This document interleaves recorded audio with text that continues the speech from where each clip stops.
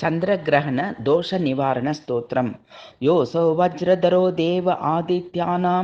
प्रभुर्मतः सहस्रनयनश्चंद्रग्रहपीडां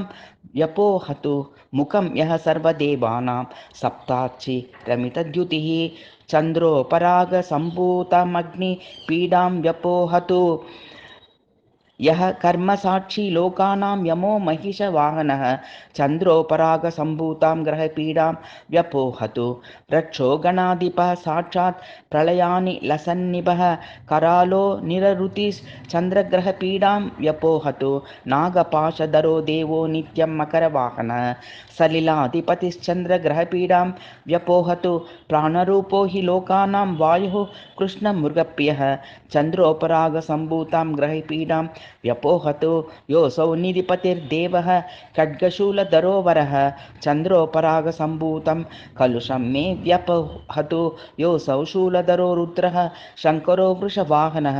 चन्द्रोपरागजं दोषं विनाशयतु सर्वदा।